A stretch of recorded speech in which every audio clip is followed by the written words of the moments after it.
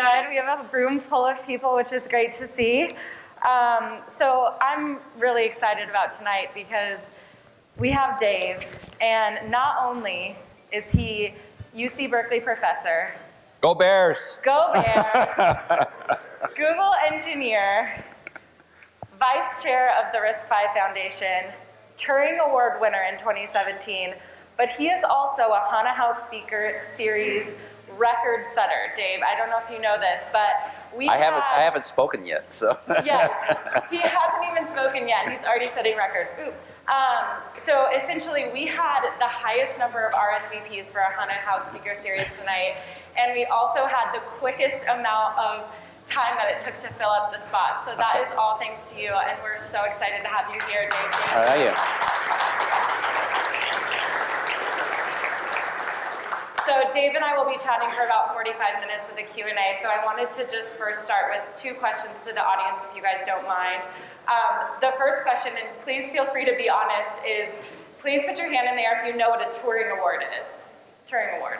Wow. Honestly, not surprising considering you showed up for Dave.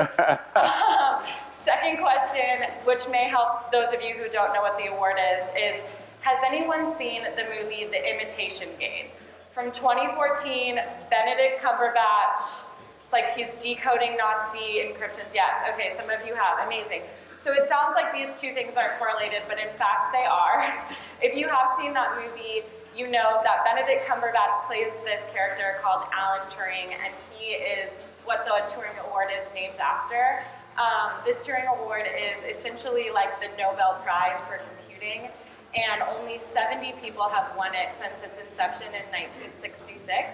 And we have one of the award winners sitting next to me. So pretty exciting stuff for you guys to just kind of pick Dave's brain, and we'll have 45 minutes of discussion here and then 15 minutes of Q&A for the audience. So if y'all have questions, make sure you write them down or remember them, because we'll definitely have time to get to those. So I wanted to just open up, Dave. I mean, obviously, we all have aspirations, and this Turing Award is pretty amazing and a pretty amazing accomplishment. So I wanted to just ask you, what was that like? What was that like? What happens is because outside of Palo Alto, nobody knows what the Turing Award is. Almost everyone knew here. Yeah. So for the Nobel Prize, there's reporters are waiting for somebody, and they call you in the middle of the night. It's not like that for the Turing Award, because once they tell the winners, they have to create a press story and convince the newspapers to report it. So I was actually just happened to be in Santa Cruz with my family, and my mother was visiting, and we go out to dinner, and I get this text from a guy I know that he wants me to call him right now. And it's a Saturday at 5 o'clock in the afternoon, which I rarely talk to him. And it's like, okay. And so I'm wondering what this is about. And he says, well, I'm just happy to let you know that you and your friend John Hennessy are going to get the Turing Award.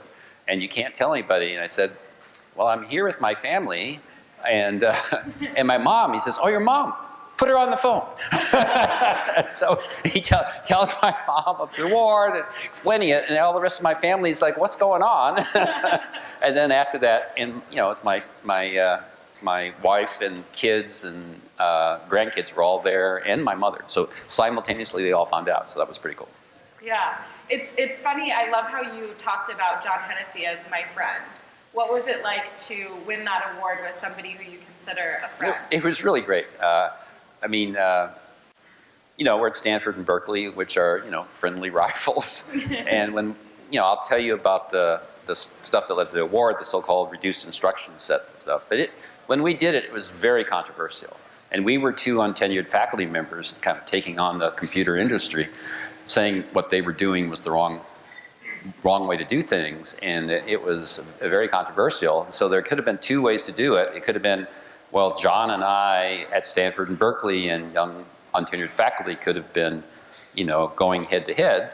But it was like, we thought, well, there's only 2 of us and all of them, so we'll be pals and we'll fight on the same side. So we established a relationship pretty early on. Besides the RISC stuff we did, we wrote a book together, and the Turing Awards for probably both of those things. And so to me, I was delighted to share the award with somebody like that. And our names are going to be permanently linked, right? Whatever happens to us, the Turing Awards, we're going to be there in the 2017 slot together. So I was very happy to see that. That's amazing. And please pardon the pun, but it sounds like there was some risk involved in the research that you all were doing and the... Yeah, kind of interestingly, as a result of the Turing Award, a friend of mine who's a Stanford professor said, Berkeley's really won a lot of awards, so you should celebrate that. And so we had a speaker series of the people whose the research that they did at Berkeley led to a Turing Award. And there was a theme to those awards. It was typically earlier in their career, they took on something that was out of the conventional thought. It was not something that people thought was a good idea. It turned out to be a big deal, and as a result, they got recognition. But that was the theme across many of the awards. Whether it wasn't just computer systems like relational databases, it was also in computer science theory, is that people had ideas in encryption and security that were most of the people in the field thought it was a bad idea, and they couldn't even get their papers published. But that was that kind of common theme of overcoming disbelief and having big impact.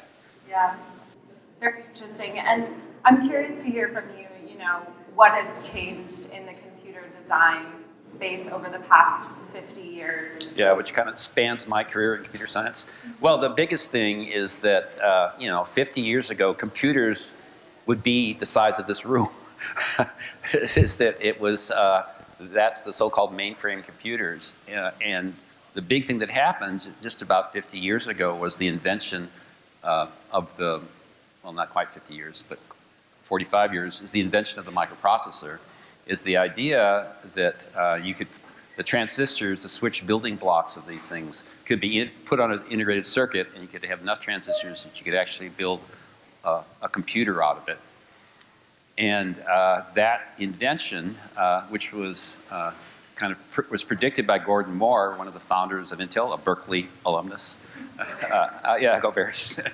And when they started doing integrated circuits, they put a few transistors together. He almost as a joke, plotted, well, this is 1964, and the next one's 1965, 1966. Well, if I draw a straight line through that on this log-log curve, we're going to double every year. And it was almost tongue-in-cheek when he did it, but it turned out to be true. And then that was 1965, and he amended it in 1975 to doubling every 2 years. But he said it was going to go on for 50 years, and he was right. And not only did he do that amazing prediction, which people later called Moore's Law, he wrote a paper in the 1960s on the consequences of it. He if this is going to be true, we're going to be able to have computers in cars. We're going to be able to have computers that you can buy and take home. And he had little cartoons and showing all that stuff. So if you were to go back and find that article, you can see this prediction, not only of the technological things, but the consequences of it that we've been living through today. Interesting. And we're here today in the Bay Area and kind of in the Silicon Valley sphere, and I'm sure many of you work in tech, I would assume, raising it if you work in tech. Near 100%, I would say. Can you talk us through just some of the challenges you see, not just for the Bay Area, but just kind of the industry in general when it comes to computer architecture and design?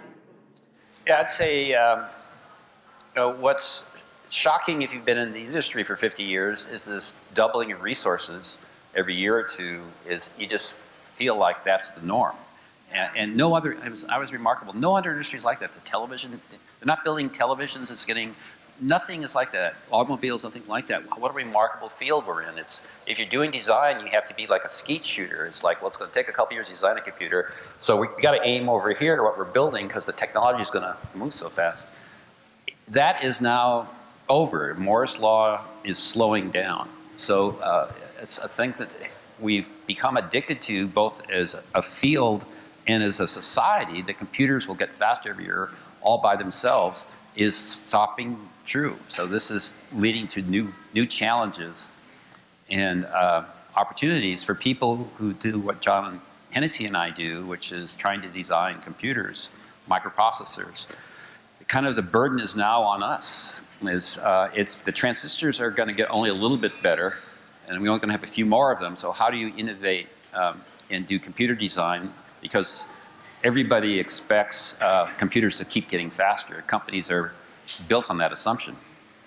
And so completely serendipitously with this happening, so from a computer design perspective, we think the only way you're going to be able to do that is general purpose programs aren't going to get a lot faster.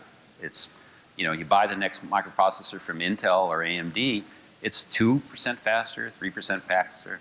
Back in the heyday, when the Moore's Law was in full effect, computers would get twice as fast every 18 months. In that era, people would take their perfectly good computer and their friend had a computer that was 2 or 3 times as fast. You would throw away your working computer just to get a newer one because you were jealous you couldn't get your work done. So perfectly good equipment was thrown away. So if we come to this current era, nobody throws their laptop away. You throw your laptop away when the disk drive breaks or the screen cracks because you don't notice the difference in performance between them. So how are we going to deliver on that? And as far as we know, as computer designers, the only path left is what we're calling domain-specific architecture. That is, you'll pick a domain and you'll design a computer that, or design an accelerator for that computer that only does that one domain well, which is pretty scary because how big is that domain? Is that going to help 1% of the market?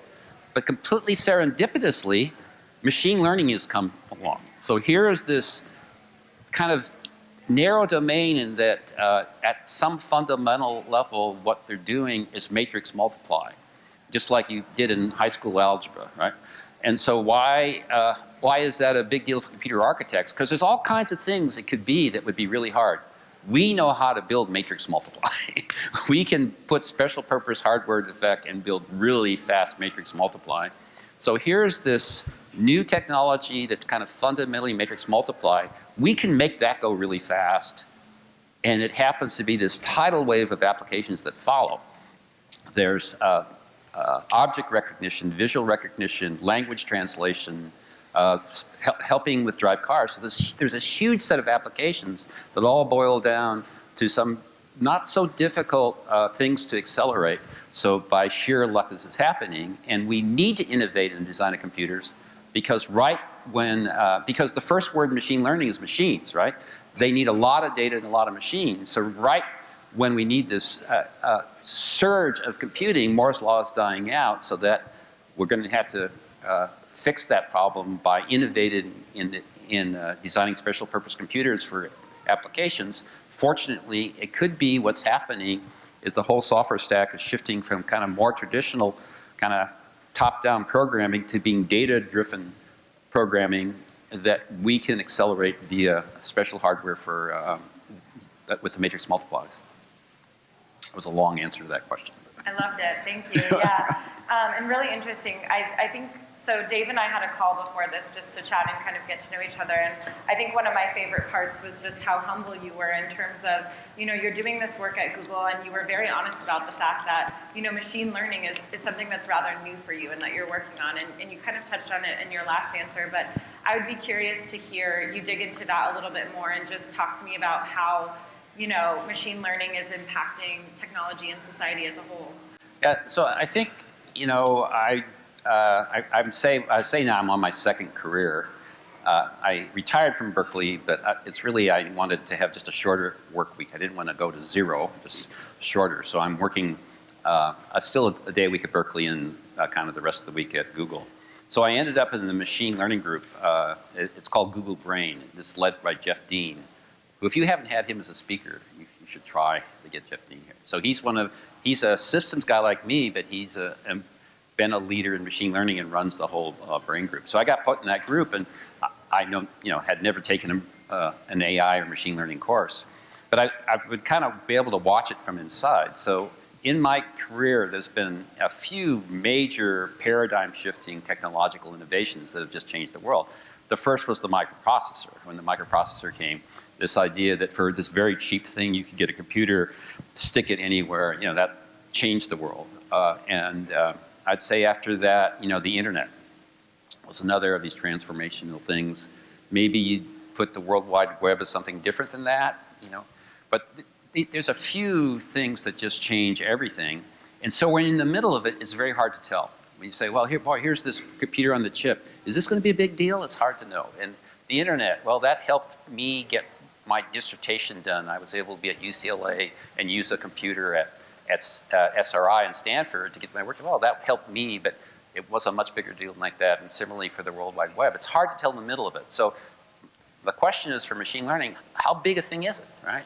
And so, you know, I was kind of, is it one of these big things like on that list, or is it, you know, just kind of, well, that was interesting, and we're on to the next one.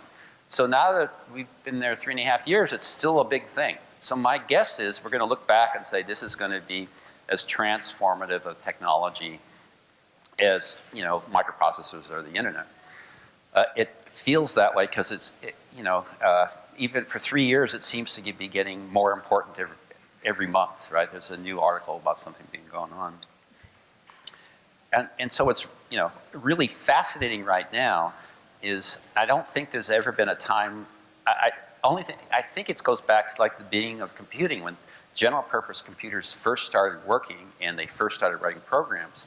Because what's happening simultaneously is the hardware underneath it is changing rapidly to accommodate it, and the applications are changing rapidly. So both machine learning is changing rapidly and the applications you can do with it on top and the underlying hardware underneath it. Usually in the past it's been, well, you know, the software is very stable and the hardware is radically changing, or the hardware is stable and the stack's changing like the World Wide Web. You know, there was no hardware innovation needed for the World Wide Web. That was an idea. And flip side, the software didn't change that much when we built the microprocessor. This is, both of them are changing fast, and nobody knows for sure what the right thing to do. And all these big companies are spending billions of dollars because it looks like it's going to be commercially important. So it's an extraordinarily exciting time to be in this field, or to be joining this field, because it's going to have big impact, and people with good ideas could really change the world right now. Yeah, and if you were to kind of think back to when you were just kind of getting into this computer architecture and design, could you imagine what you could have done if you had a supercomputer in your pocket, just like we all do now? Or, you know, I at any given time will have a laptop and a phone, and, you know, what do you think, like, were you able to imagine that when you first started, or how do you think things have really shifted in a way that was surprising? Well, if you go back and see that Gordon Moore article, he kind of predicted all this. So it was one thing, and I believed it. I believed Moore's law was going to continue. You know, that's why the work that Hennessy and I did was to kind of design what's called the instruction set. Basically, when software talks to hardware, there's a vocabulary, and the words of that vocabulary are instructions, and we refer to it technically, instead of a vocabulary, as an instruction set. And so Hennessy's and my idea, and people at IBM as well, was that we should make this a simple set of instructions so it could track Moore's law. And at the time, that was outrageous, because people thought what the problem was going to be software will be harder to write if we use primitive instructions instead of highfalutin ones, polysyllabic vocabulary. What happened about the same time, or what enabled the RISC thing, is instead of people writing in this very low-level languages important software like operating systems, people at Bell Labs and Unix demonstrated that you could write operating systems in programming languages. So then it was this translation from programming languages to the vocabulary that computers could understand. What you cared about with that translator, it's called a compiler. What's the output of that compiler that matters? Because programmers won't be so aware of those instructions, and so that was kind of the debate. It was emotional for people because they thought that would make it harder for software. We argued that the compiler will hide all that. And then the question was, technically, these, you know, simple instructions, kind of monosyllabic instructions, you could imagine reading them faster so they could go faster, but you'd have to do more of them. So the question was, how many more of them do you have to execute, and how much faster they could go? And kind of it was, maybe you had to execute 25 or 50% more instructions, but they could go 4 or 5 times as fast. So you ended up with a net benefit of factors of 3 or so, 3 or 4, something like that. And so that, you know, as we started it wasn't so clear, and then there were these arguments, and then after a few years, you know, people came around that technically okay, there's a technical argument for RISC, but then they said, well, but commercially it's not going to be that significant. It's like arguing that, the standard of the railroad track should be different, should be wider or something like that.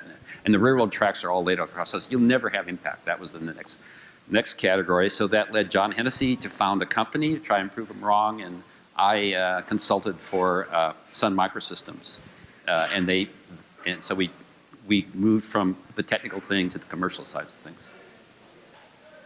Interesting, and if I'm hearing you correctly, it just sounds like there's this theme of, things are slowing down, and you mentioned Moore's Law was moving so quickly, and, you're also a professor. If you have students, or there are folks in this room who are kind of interested in computer architecture and interested in that space, where would you encourage them to look and to study? Because it sounds like Berkeley.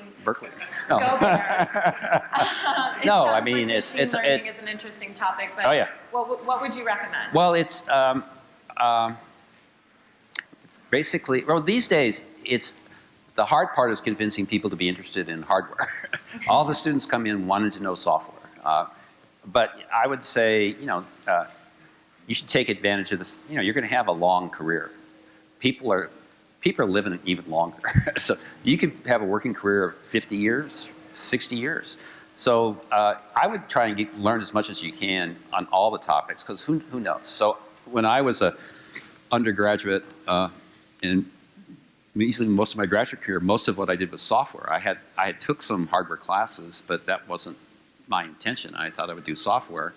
And then as a graduate student, the research grant I was on ended, and so I had a wife and 2 kids living on a research salary, and I didn't have a job, so I had to get a job, and my advisor helped get me a job at a nearby aerospace company, and we were doing hardware. So fortunately, I'd taken that class, so I could get that job. And so then I started doing computer architecture to finish my dissertation. So I would absolutely try and take as broad a set of classes as you can while you're a student. I think it's a good investment to go to graduate school. I mean, I know there's somebody in Silicon Valley that doesn't even want you to finish college, right?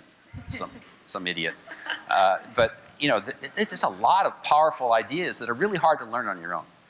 Why don't you go to some place that'll teach you these ideas and give you this tremendous background for you to flourish for the rest of your career? So I would, certainly exciting topics. Machine learning is one of them. But the hardware and software, it's a broad education in computer science is going to, I think, a really great foundation for this next century. Yeah, and it sounds like you kind of stumbled into the hardware space, and you also mentioned kind of having this interesting journey into becoming a professor. Yeah. So I'm kind of curious to learn more about that as well. Okay. And, what worked well for you? Well, I'll tell you, there's 2 stories. I come from a family of storytellers, so how much time we got? Okay. Yeah, 20 minutes. Okay, good. so I was the first of my family to graduate from my college. I was one of 4 kids. My dad got kind of 2 or 3 years through college, and then the whole time we were growing up, he was trying to go part-time to finish. And after a while, his joke became, I'm the oldest. He said, well, I'm trying to graduate before Dave. And he didn't. I graduated before him. But I had, my family, being the first of the Patterson clan to get a bachelor's degree, that was pretty good. I had no plans to go to graduate school. And so I was working while I was at UCLA, I was working at my dad's factory in downtown LA. And I was a math major, a math class was canceled, so I took a computer class. I knew what computers were, but I had no particular thought about them. I just, that'll fit my schedule. And I took that first class, and boy, I was hooked. The ideas of your head come alive in the screen, that was it. And there was no computer science major at UCLA. So I took every course I could in computing my junior and senior year. And in my senior year, I casually mentioned to the faculty members teaching it, boy, I'd sure rather be doing this stuff than working in a factory. And it was a completely innocent remark. And he decided on his own to go find me a job as an undergraduate in a research program. And then once I got the research program, I got married after my sophomore year, and I told my wife, well, what do you think about me going to graduate school to get a master's degree? It wouldn't take that long. And like in a year and a half, I get a master's degree, and I thought the job market wasn't that good. She said, sure. And so I got put in an office with all these graduate students, And they were all getting a PhD, so that seemed like a good idea. So I asked her, what do you think about getting a PhD? And as far as I knew so little about PhDs, those of you who've gone to graduate school. Well, PhD, they call it a doctor. A doctor takes 4 years, so I should be done in about 4 years. As far as I knew, and unfortunately I said that not only to my wife, I said it to my in-laws that it would take 4 years. That was incorrect. But she said, if you're smart enough to get a PhD, go ahead. So then, we lost the job and I had to work part-time. So that was tough. And I finally, while working full-time at the aerospace company, I eventually was able to finish my dissertation. And so I got in the job market, and I was fortunate. And my wife had grown up in the Bay Area, and she went to Southern California, and I met her there in high school. But she always wanted to move back. She actually grew up near Berkeley. And so I've applied for jobs, and I'm hearing about jobs. She says, well, what about Berkeley? And I said, well, you don't understand academia. Berkeley's up here. University of California, Berkeley, UCLA's down here. That doesn't happen. That doesn't happen. And, I'm starting to get job offers. She doesn't hear of Berkeley, and she says, you have to call the chairman of the department in Berkeley to find an application. I said, I don't want to. So I still can remember plugging my ear and calling the chair. Hi, this is Dave Patterson. I haven't heard from Berkeley, and if I heard from Berkeley, I'd be interested, but I'm getting job offers on my mind. And the guy says, well, Dave, you're in the top 10, but not the top 5. And I remember being completely relieved. That wasn't as humiliating as a graduate student calling the chair of the department at Berkeley. And then I found out later, he said that to anybody who called. But because my wife forced me to humiliate myself by calling, he took my application and go, oh, that's interesting. And he gave it to a faculty member in that area who happened to be visiting Southern California. And so he dropped by my office. We had a good conversation. So I got a job at Berkeley. And then, the first couple of years, the guy who is the senior guy, I tried to do a project with him, and it was ridiculously ambitious. We were going to design microprocessors and build our own operating systems and compilers, and we had no research funding. So fortunately, I took a leave of absence and worked in Boston area for a computer company called Digital Equipment Corporation. And while I was there, it gave me a pause to reflect upon how do you get research done in universities, what should I be working on, and I came back and did the RISC stuff, and after that, it worked pretty well. So, but my wife and I are amazed that I'm a professor at Berkeley. She thought, when I was in high school and college, I was in a wrestling team. She thought I was going to be a wrestling coach. Oh, okay. But I feel like I'm like this pachinko ball that, ended up in one of 2,000 slots, and one of them is professor, and all the other ones were not. That's pretty impressive. Okay, so that's my accidental professor story. Yeah. What worked well for me? I had notes because I like giving advice. Your advisor and a bunch of faculty friends are reluctant to give advice. Not me. I love giving advice. My kids kid me saying that I think I give good advice, but for me. Make my decisions. I decided I would maximize personal happiness rather than personal wealth. I think you grow up in America, or at least when I grew up in the 50s, you think those two things are the same thing, but they're two distinct targets. There are unhappy, wealthy people in this country, like our president, for example. But it's a different target, and I can't see what's wrong with maximizing personal happiness. I don't know what's wrong with that.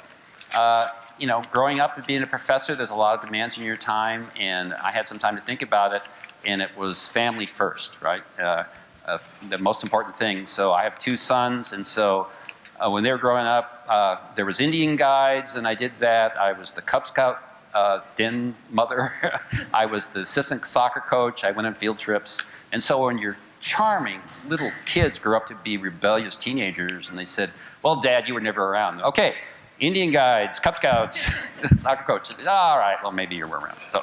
And I had a colleague who told me, he was more senior than I, and we were driving back late at night from a meeting down here, and he said, if I had to do it over again, I wish I'd spent more time with the family. And I never wanted to say that, so family first. Passion and courage. I'd like to think I'm an intellectual, thoughtful guy, but I'm clearly not. If you know Star Trek terms, I look a little bit like Jean-Luc Picard. But emotionally, I'm like Captain Kirk, you know. And so when we do research projects, we're swinging for the fences. We're not butting for singles. We're hoping to do things that'll change the world. So I think it's a good idea. If your goal, it's hard to change the world when that's not your goal, right? If you're just trying to get the next paper, if that's the main thing, you'll be very fortunate if one of those changes the world. And it's easier. You won't necessarily change the world if you try, but you got a better chance if you do. Because I'm an emotional guy, and I'm willing to try things and speak my mind, I think partly due to wrestling has something to do with that. I'm not physically afraid, so I'm maybe not intellectually afraid. But one of my senior faculty members gave me this warning, that's an old warning. He said, "Friends may come and go, but enemies accumulate," he said. And so that was good advice. As far as I know, I've only consciously made 2 enemies.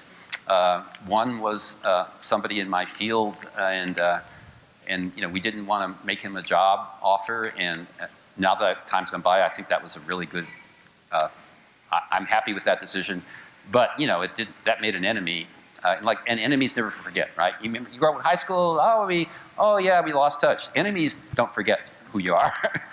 And the other one was a guy who's under the George W. Bush's administration ran DARPA, this famous agency, and he kind of single-handedly cut off academic funding. And most of my career was DARPA funded. The RISC stuff that we did was DARPA funded, for example. And so I felt like, well, somebody's got to stand up to this guy. So, and I went to chairman of the department, other computer science departments, and they were afraid because they thought he was a spiteful guy. And correctly, I think. But me and Ed Lasowski at Washington said, we gotta try and fight this guy. And so we did. So it turns out that if you take on somebody that everybody doesn't like, you can make a lot of friends. But my advice would be, you know, pick your enemies carefully because you're going to have them for life. You probably should. You don't want a lot of them, but you know, beware.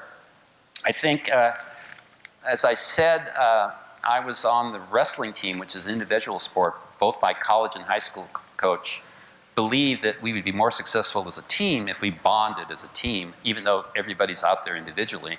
And so I picked up, first of all, I kind of believe in my soul that a good team can win against a bunch of all-stars. And one of the sayings is that I believe in that comes from one of my heroes, Fred Brooks, the guy, author, Turing Award winner and author of the Mythical Man Month, is there's no winners on a losing team and no losers on a winning team. So if you're part of a winning team, you succeed. So I just believe that, I think just about everything I've done has been done jointly, including the Turing Award. I think I try and seek out feedback and learn from it. I think that's one of my strengths. And one of the interesting kind of corollaries of that, what I've learned is the danger of somebody who thinks they're the smartest person in the room. And so as I go over my list, there's this guy in my field who thinks he's the smartest person in the room, and everybody kind of doesn't like the guy. There was an Ivy League president who thought he was the smartest person in the room, and he's been fired of the job. The founders of Enron thought they were the smartest people in the room, and they're convicted felons. And I've actually got a brother of an ex-brother-in-law who thought he was the smartest person in the room, and he's a convicted felon. So what's the flaw here? I think they were all smart. It's just because if you think you're the smartest person in the room, you don't bounce your ideas off of everybody. You're smarter than everybody here. What benefit will I get? So I think they make these terrible mistakes because they don't seek out feedback on it because they think they're smarter than us. But the shorthand, if you ever meet somebody who calls themselves the smartest person in the room, just run away. Just don't listen to anything they say because in my career it's going to be bad. I got 2 things left. Okay. The other thing that happened to me is I still remember maybe 6 or 7 years after I'd been a Berkeley professor, maybe 10 years, I woke up one sunny morning and it was like God spoke to me and he said, it's not how many projects you start, it's how many you finish.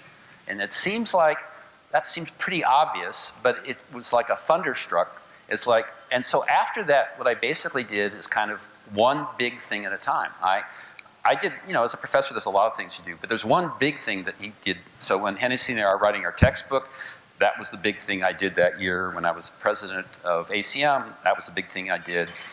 So I would try and do one big thing a year, but not too many of them, so I got them done. So it turns out, because most people, especially faculty, volunteer for a lot of things and they don't get them done, if you get one big thing done a year for 30 years, wow, you're really productive. But I would consider that. And I think the last thing is I'm a natural-born optimist.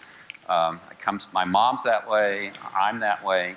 I think as I've seen technology, you want to be cautiously optimistic, can I do it or not? If you're there's all kinds of reasons you can't do things.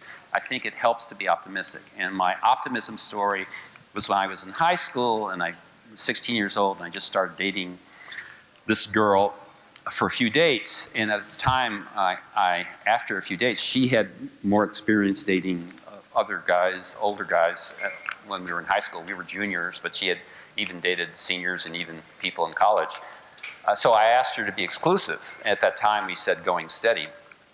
And so I kind of proposing, asking her to be going steady with me, and she looked at me and felt sorry and said, I don't know how to say no. So me, as both a logical person and an optimist, I said, oh, great.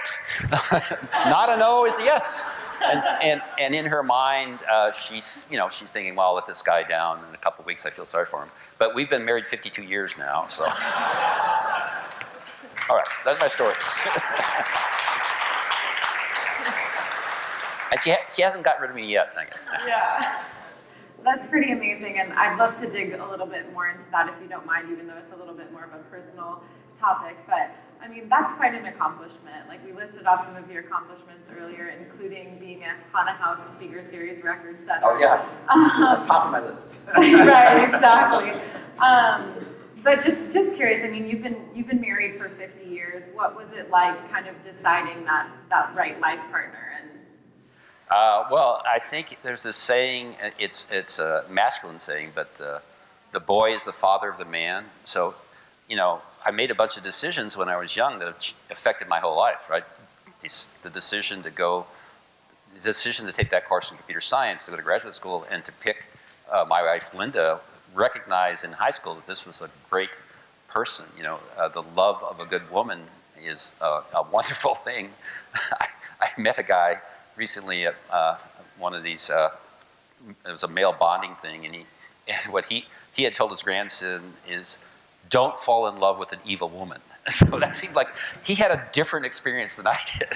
So it was great. And so if you've been married 50 years, that's an unusual thing, right? If you live to 100 or you get married 50 years, you can get a letter from the president congratulating you. So, wow, married 50 years, what a rare thing, or living to 100. And so when you tell people that, they ask for, what's your secret advice? I used to tell them, remember your wedding vows, but nobody remembers their wedding vows. So what I've learned is the 9 magic words and I will share the 9 magic words with you for a long and happy relationship. And you might think it only applies to one gender, but trust me, it applies to both. The 9 magic words are, I was wrong. You were right. I love you. And there's no substitutions. It's not like, I was wrong, you were right, you're a jerk. You can't do that. But those 9 magic words will resolve issues and will help you have a happy, long relationship. That's pretty amazing. I'm going to take notes on that. So I was just going to ask you kind of one more question before we open it up to the audience and get to your all's questions. Is there anything that you want to add, anything inspiring, especially for this group, Bay Area focused folks? Well, just how fortunate we are to live here. We're in California. It's February. We're in shirt sleeves. I love sports, so I ride my bicycle year-round. I play soccer year-round. And geez, how fortunate that is. I did a couple sabbaticals in Boston, and the cold goes in. Do people go outside? Do they keep exercising? I don't know how they do it. And we've got we're in the Bay Area, this remarkable worldwide center of innovation that embraces people from all over the world, rewards risk-taking, and benefits from having two great universities, 30 miles apart. So what a fortunate place to live. And then for those of us in the technology industry, my whole career, people talking about. So when Hennessy and I started in their 1970s, the center was New York, was IBM. And then it moved to Boston around the mini computers, the mainframes of IBM, and the mini computers, there's DEC and digital equipment. And so early in our careers, we were always flying to New York, and then we were flying to Boston. And then, not that many, and then it moved to the Bay Area. So, and people talked about, Austin or Tokyo or China, where the future is. But this has always been, it's always not moved here. Maybe it's a little bit more in San Francisco now than it used to be than just down here. I don't have to commute as far, but it's this Bay Area. What exciting place. So is this going to be like, the Italian Renaissance in Florence or something like that? What a remarkable area. And I see based on how long it takes to drive here, I see no signs of it slowing down. I think Silicon Valley is going to be this vital place of innovation for decades to come, and it's a fun place to be. I love that, and I'll just share my favorite fact about Dave, and we haven't known each other very long, but I love that I just learned this about you, that he rides his bike to work and always has. I think that's pretty cool. No matter what Google office you're going to, you find a way to ride your bike, which is really neat and sustainable. So with that, we can open it up to questions from the audience. So if you have a question, don't be shy. Stick your hand in there. Awesome. I think there's a microphone. Yeah, we'll pass a microphone around for you guys. So I understand you're heavily involved in the RISC-V Foundation, and you didn't say much about RISC-V. I forgot to say that, yeah. One thing I'm curious about, the RISC-V pioneers seem to be very bullish about vector processing, and I wondered if you thought that was likely to become a widespread and generally useful compute paradigm, if there are going to be compilers to support it, and so on. Yeah, great. So what happened is almost exactly 10 years ago, after we'd done 4 RISC projects in the 1980s, my colleagues, Krista Sanovich and 2 star graduate students, Andrew Waterman and Jensip Lee, decided we will do a new RISC instruction set. And 25 years later, we could learn from the mistakes and make a good one, and we made it for ourselves. And after 3 or 4 years, we were using it in our classes and research, we started getting complaints with the industry. Why did you change the instruction set from the fall to the spring? And wait a minute, people are always complaining from industry about this, but why do you care? It's for us and our friends at other universities. And then when we asked them why, there's this appetite for an open instruction set. So far, up until RISC-V, practically all instruction sets were proprietary. So they were owned by ARM or owned by x86 or by MIPS. There were companies that owned them.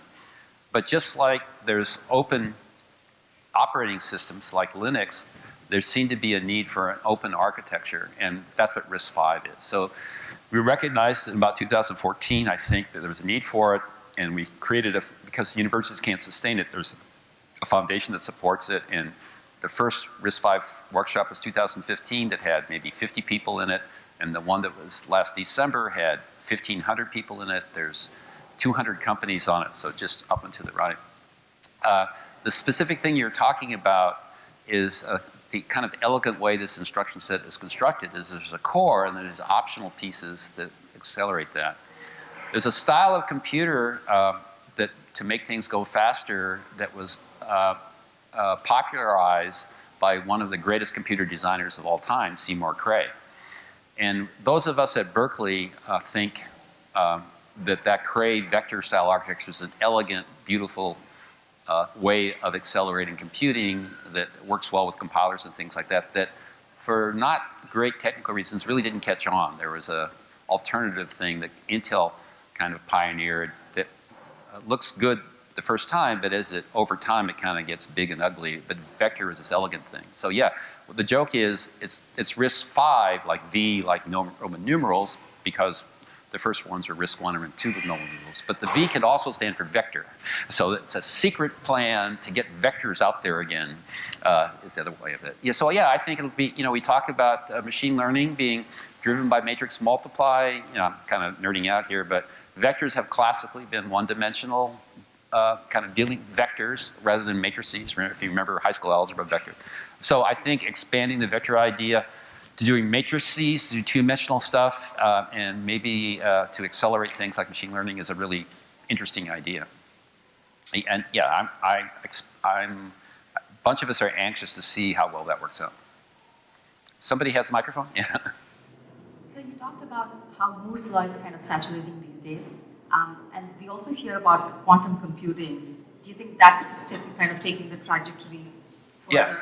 Yeah, because I give this talk about the slowing of Moore's law and how we're going to have to innovate, a natural question is, well, I hear about quantum computing all the time. Is that right around the corner? So the answer is no. Quantum computing is not right around the corner. There have been 2 National Academy studies, one National Academy study and then one by a computing consortium, and get well-known people in the field together, quantum people and some others, and they both say it's probably at least 10 years before we're having an error-correcting quantum computing. So the computers right now that they're building, have tremendous error rates, and there's some things they can kind of demonstrate but aren't error-corrected, but to get real work done, they need to be error-corrected. So to me, the analogy is like nuclear fusion. So boy, if we get nuclear fusion working, it's going to be fantastic, very cheap energy, and I'm really glad people are working on it, but it's not right around the corner. Quantum computing is, if it's commercially viable, probably be in 2030-ish. And for me, it's really hard to predict more than 10 years advance. And so we're going to need something for this next 5 or 10 years to keep delivering improved computing power. And we can't, if we were to wait for, if we didn't do anything but wait for quantum computing, we might have to wait a long time. So it's hard to tell that from the news, but it's a big science project operating at microkelvin, and if it works, it'll be in data centers in the cloud. We're not going to have a quantum cell phone or anything like that. At least, that's more futuristic. If this video lasts 50 years, maybe 50 years from now, there's quantum cell phones, but not 10 years from now. Okay. Hi. Here's another "what's your secret" question. So when I look at Berkeley Computer Science Department, from RISC to Berkeley Unix to big data with Spark, and it's just a series of really impressive innovations that change the world. So this can't be an accident.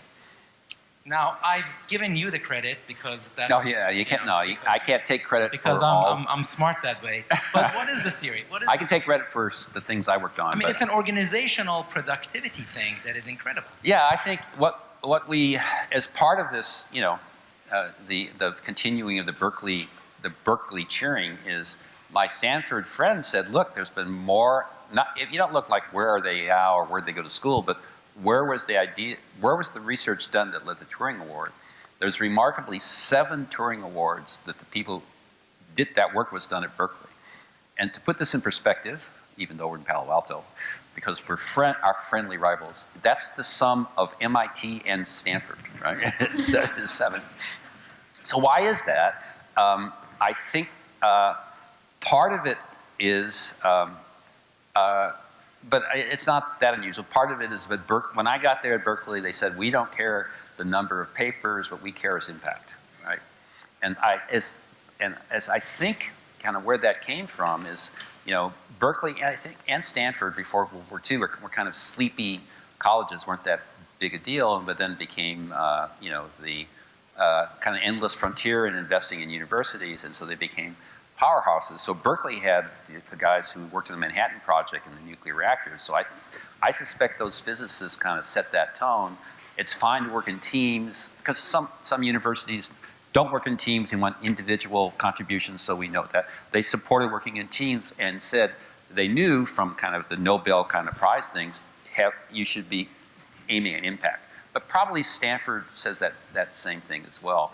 I think a difference is that Berkeley is the Berkeley model, the whole campus model is to nurture great young faculty. And kind of the classic Ivy League model is well, when a tenure slot comes up, we'll do a worldwide search, and the assistant professors here are welcome to apply, but good luck, right? Whereas Berkeley, it's okay, we're trying to get the best faculty we can as junior faculty and nurture them to become great faculty. That's our culture, and so Berkeley is one of those places that gets rated. But our particular field happens to be a young person's field. I know all kinds of stuff about punch cards, more than anybody in this room possibly. It's how valuable punch card knowledge is not very valuable. Now in history, if young faculty are 1,000 books behind, right? But our technology ages, and so being a young person getting there, and we have this tradition of empowering young people and letting them go for it, helping them working in teams and encouraging impact. And that was a pretty good formula. Some of the other institutions are much more driven by the senior faculty, right? The senior faculty call the shots and the junior faculty have to lay low. And so that's my guess, right? And then of course we're in the Bay Area, right? If we hadn't been in the Bay Area, Stonebreaker wouldn't have learned about relational databases with Ted Codd here down in San Jose, hypothesizing this theoretical thing, and he came back and said, which again was very controversial, because people didn't believe it could work, so he was going to go build one, right? He happened to, because Ken Thompson was a Berkeley alumnus who invented Unix. Stonebreaker made the bet that Unix was going to be an important operating system, so built the database for that. So that kind of tie there.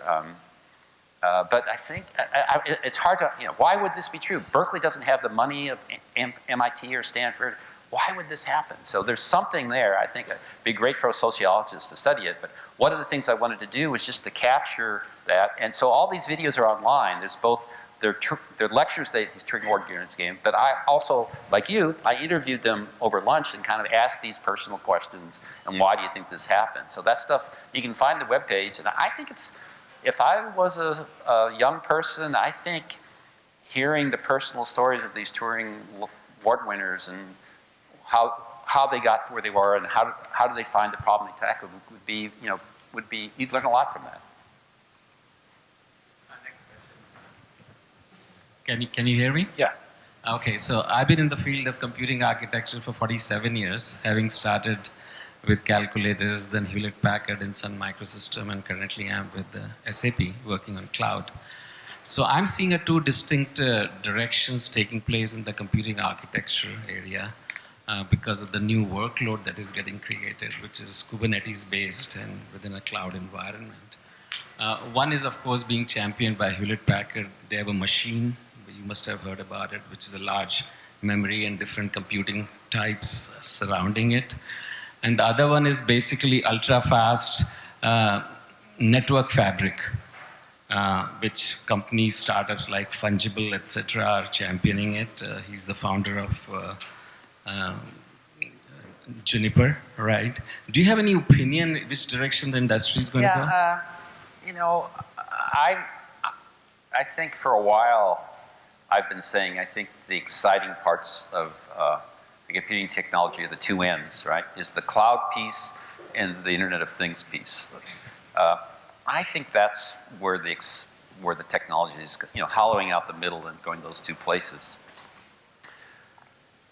What's really interesting to me about the cloud piece is this re-verticalization, what Hennessy calls re-verticalization in industry. We have these hyperscalers like Alibaba, Amazon, Microsoft, Google, that are owning these data centers, maybe 100 buildings or some number like that, each with 50,000 computers, and they control that whole software stack. And it's their call what the hardware is, their decision. So already we've seen Amazon the cloud's dominated by the Intel x86 instruction set. It must be 98% or higher of that. But these companies could change their mind because it's up to them. And we've already seen Amazon offer a RISC core in the cloud in what they as opposed to the x86, and they're claiming it's 20 to 40% faster and 20% cheaper. But it's like, that they could just decide. They're just designing their own hardware. These companies, I think, Alibaba, Amazon, Google, and even Microsoft are doing some of their own hardware design. So this is this kind of a business economic force in the cloud. And then on the Internet of Things, the RISC-V stuff, right? As you, right now, if you're going to do a proprietary instruction set, you might have to negotiate a contract for 6 months or more, pay a lot of money, then be restricted on changes and stuff like that. So it's almost kind of the business model opportunities there, and just how the industry has changed. The specific things, network speed is one of the few things that's really getting faster. The link speeds are really phenomenal. The memory technologies, you can never tell about those, right? In my career, in our careers, there was going to be, what was the bubble memory?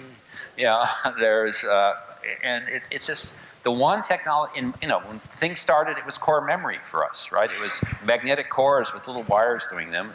They made the shift to semiconductor memory.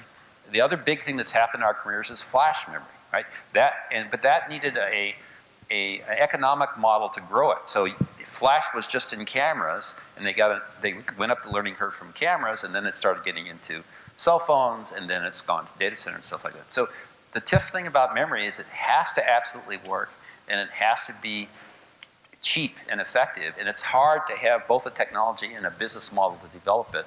And there have been many of those coming along. So it's, people expect a successor to flash and DRAM, but I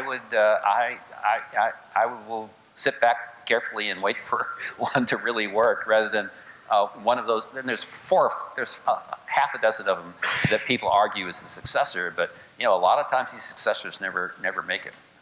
It's a great research project, but I don't think it's surely going to change the world. Earlier you were talking about how we're in a unique time with hardware, which we were just talking about right now, changing dramatically, and software with ML. So we have accelerators on the hardware side, and you have ML and neural networks on the software side changing simultaneously, as opposed to before where you had the internet with hardware being the same and microprocessors and software being the same. What unique opportunities or problems should smart folks be thinking about solving with this kind of unique paradigm that we're in today? Well, the sky's the limit, right? I assume.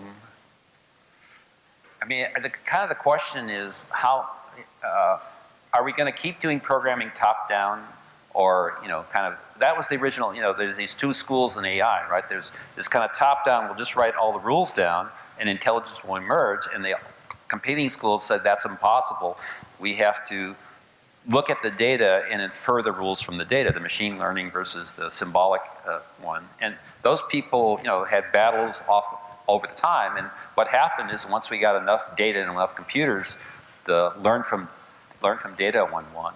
So I think it's a question of just how far that's going to go. What's happened where it's worked, they've changed the conventional wisdom through about hundreds of thousands or millions of lines of code, throw it away, and replace that from learning from data and rules that are created from the data, and the programs are much smaller. So is that, has it hit its shores as far as it can go, or is it just starting and go forward? So I would think that's a powerful technology and would be looking for applications. If it is a new powerful technology, are there other applications where we do things completely differently and it'll work much more effectively, maybe more efficiently? I did some work in genome sequencing. The argument with the cost of genome sequencing dropping down, that we're going to be flooded by the need for genome to process that data. That didn't really happen, but we had some ideas of how to do it more conventionally. Remarkably, my colleagues at Google decided, I know what we'll do. We'll take pictures of the data. We'll artificially take the DNA, turn it into images, and then we'll use machine learning image classification programs to identify the mutations in the DNA. And not only does it work faster, it's more accurate. But this is like magic, right? You instead of having all the letters there and you're trying to infer, the patterns and see where the mutations are and get all this data all lined up, you take a picture of it, run image processing, and it works better. Like this, and even the founders, the guys who won the Turing Award last year, they're kind of surprised it works as well as it does, right? Why is it you'll have this description of like France, and then you'll ask a question, what's the capital, and you use that to say, put the data in for Italy, and you get Rome. Wow, they're surprised it works so well. So this is a really interesting time. They don't have a really good theory why it works so well behind it. It just seems to work. So that'll be, I would try and take advantage of that and do some things where you can do things apparently smarter than people can do it. I think I'm last. So great talk, thank you. My first job was doing vector and scale-up multipliers at IBM, so in chips. So maybe I should go back to that. My question is really, you touched on IoT a little bit. It hasn't really caught on as a business. There's some schools of thought out there that edge and cloud computing, and if you imagine instead of having a bunch of data centers owned by Google and other folks, that you could distribute that out to the edge around the world and on different sorts of devices, that kind of computing can actually be much more powerful and actually cheaper than cloud computing. I'd just love to get your thoughts on that. So there's some thoughts, I think maybe that's an intermediate step before you get to a different sort of scale with quantum, but I'd just love to get your general thoughts on what do you think the impact of distributed computing might be versus, or I guess it might be called, versus maybe the monolithic, vertically integrated data centers? If you say Internet of Things isn't working, you haven't visited China. There are companies everywhere building gadgets that talk to the internet, and many of them are trying to have a small hardware or do machine learning on that thing. The argument for machine learning on the edge has to do with privacy. You know, the data doesn't have to leave the device. You don't have to pay the communication costs or the energy costs of communicating. So people, the downside is you can't collect all of the data together and do this massive data processing stuff. But I think we're going to see a lot of things, gadgets that connect to the internet. I think the other question is whether, kind of the benefits of consolidation of bringing all the data together in the cloud and computing it there versus sending that computation all over the internet and doing it that way. Maybe the distributed version will work.